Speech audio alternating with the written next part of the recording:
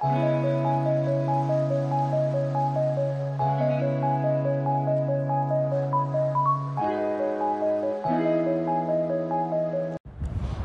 वालेकुम फ्रेंड्स, कैसे हैं आप? आई होप सब ठीक ठाक होंगे, खैरियत से होंगे, खुश होंगे और मज़े में होंगे। अल्हम्दुलिल्लाह हम भी सब ठीक हैं। आज का व्लॉग स्टार्ट करते हैं अल्लाह के बबरकत नाम से। बिस्मिल्लाहिर्रहमानिर्रहीम।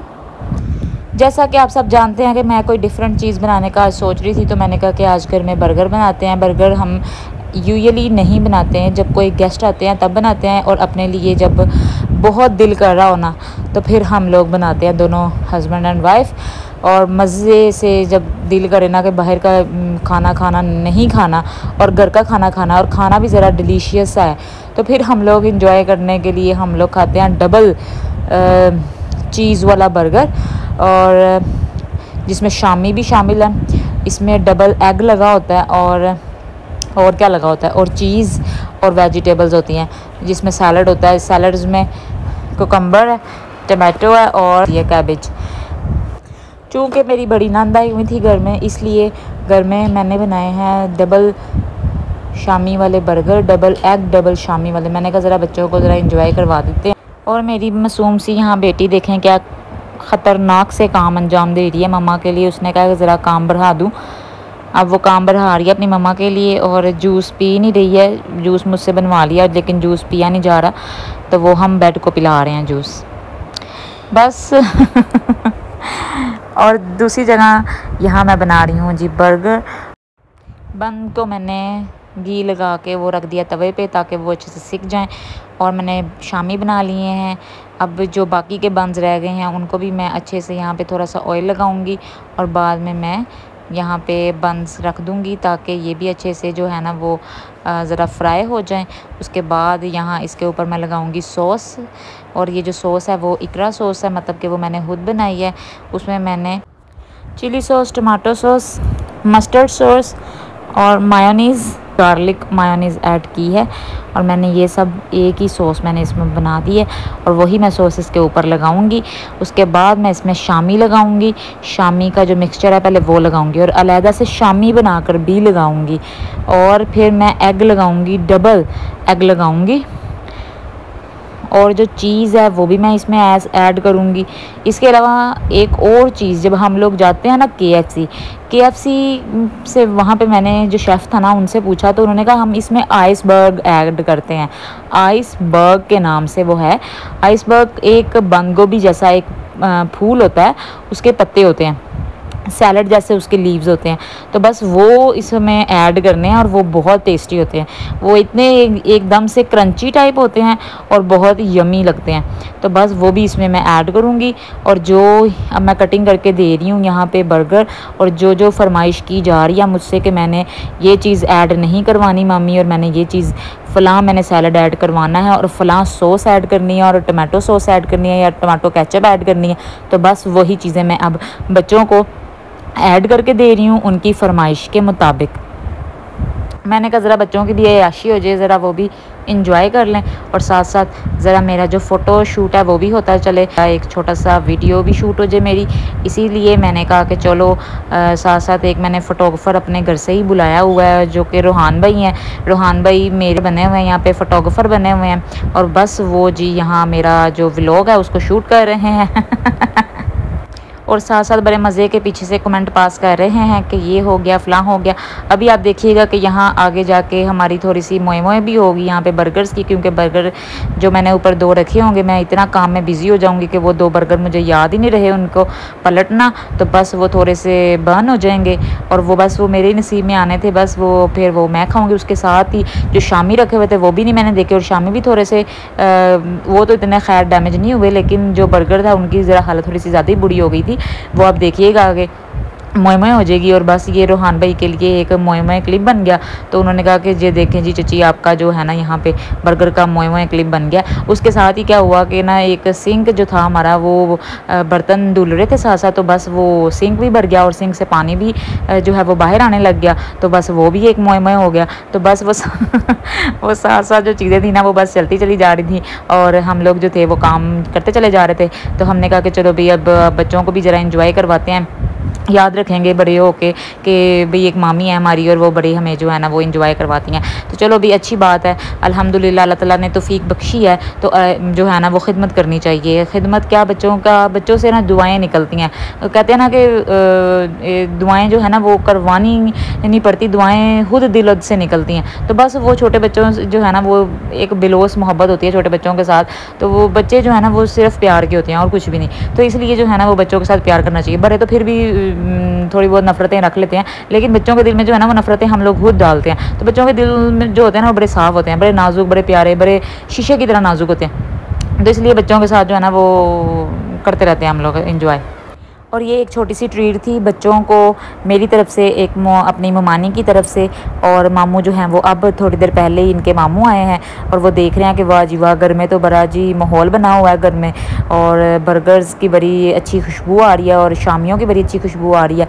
तो वो आए हैं और जितने भी यहाँ पे एग था वो भी थोड़ा बहुत खा गए हैं, और साथ साथ उन्होंने जो है ना वो अपना जो तरमीम करनी थी थोड़ी बहुत वो भी उन्होंने तरमीम कर दी है ना। जो आइसबर्ग था वो भी पड़े हुए थे, वो भी उन्होंने अब निकाल के लाए। बच्चे तो कह रहे थे कि नहीं रहने दें, हमने इसको नहीं डलवाएंगे, लेकिन जब उन्होंने खाए आइसबर्ग के साथ ये इंजॉय किया तो बस अब ये देखिए जी मेरे हस्बैंड आ गए हुए हैं माशाल्लाह, और साथ साथ इंजॉय कर रहे हैं वो भी कि वाह जी वाह, घर में तो बड़ा अपने माहौल रेस्टोरेंट स्टाइल बनाया हुआ है।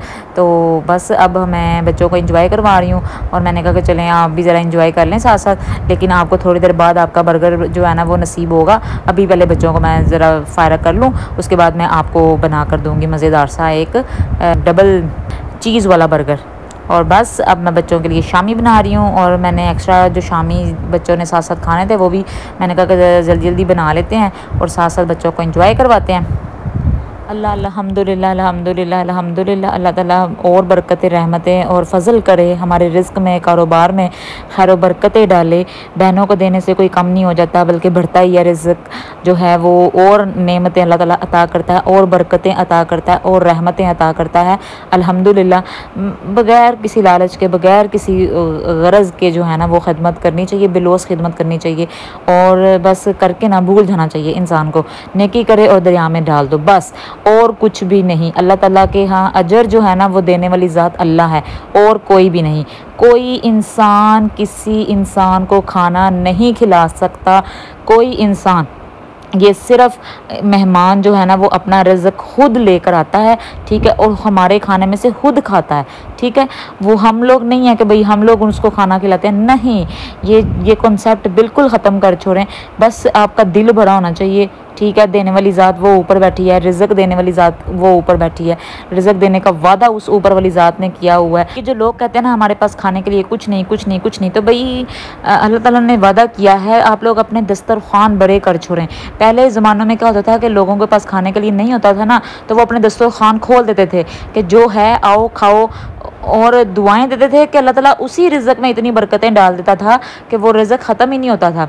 मतलब हर कोई वहाँ से आके खाना खा जाता था, तो रिज़्क़ ख़त्म नहीं होता था। क्यों? क्योंकि अल्लाह ताला ने उसमें बरकतें ही इतनी डाल दी हुई थी। अब लोगों के पास अल्हम्दुलिल्लाह है, लेकिन लोग कहते हैं कि भाई हमारे पास, हम अपने बच्चों को खिलाएंगे कि इनको खिलाएंगे। मतलब इस तरह का कॉन्सेप्ट जो है ना वो लोगों ने क्रिएट कर लिया हुआ है। भाई आप लोगों के घर में मेहमान आए हैं, आप लोग खुद दावत करें उनकी, उन्हें दावत पे बुलाएं। बस लोग ऐसे हैं कि बस देख के तो चले जाते हैं। मुझे बड़ा अजीब सा फील होता है थोड़ा बहुत कभी कभी, लेकिन मैं ये सोचती हूँ कि इंसान को जो है ना वो ख़ुद से जो है ना वो पहल कर लेनी चाहिए।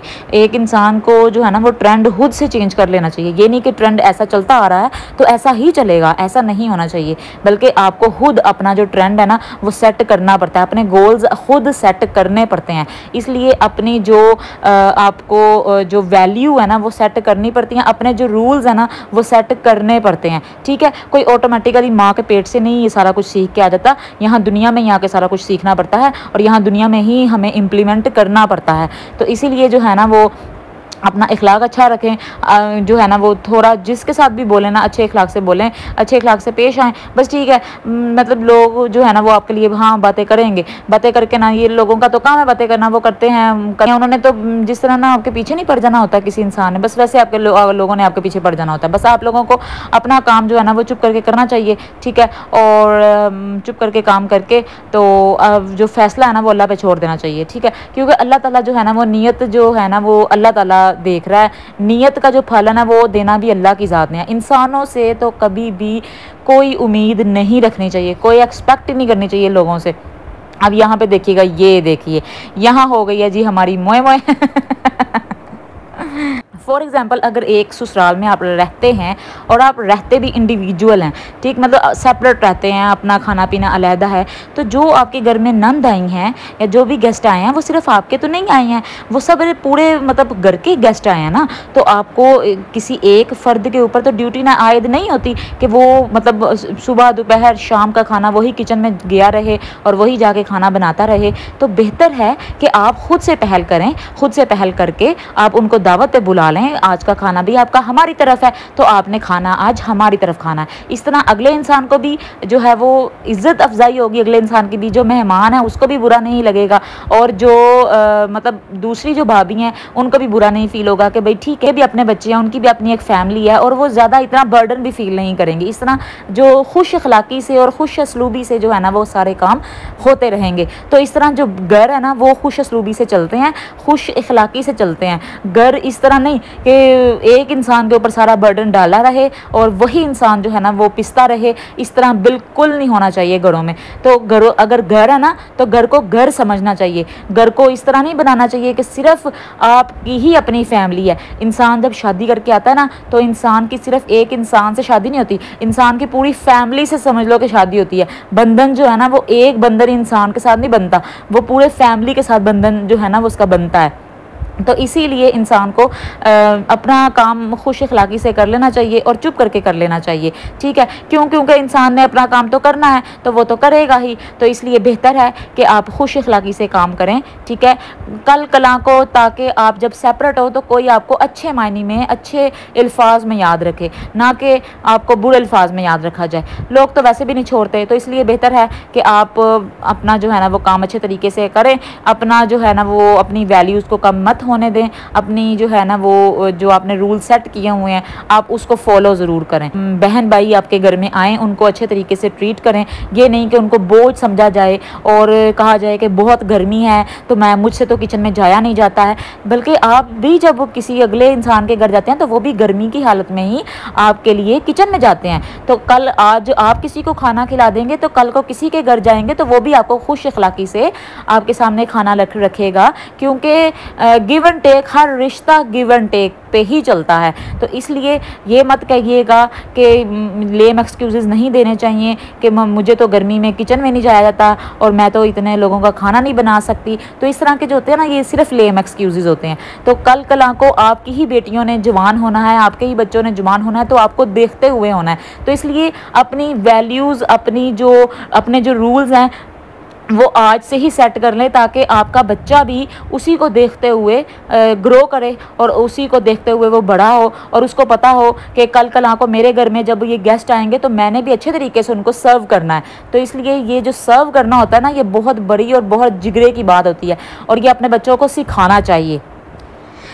चलें जी, मुझे लगता है मैंने बहुत ज़्यादा भाषण दे दिया है और अपनी ये बहन का भाषण आपको अपने पल्लू से बांध लेना चाहिए और इसको फॉलो भी ज़रूर करना चाहिए। बातें मैंने की हैं और इसको ज़रूर फॉलो कीजिएगा। और साथ साथ आप देखिए मैंने मेरी जो एनर्जी है ना वो बूस्ट हो चुकी है अल्हम्दुलिल्लाह, क्योंकि मैंने हस्बैंड का जो बर्गर था ना वो मैंने ज़रा एक बाइट ले ली थी और मुझे बड़ा मज़ा आया।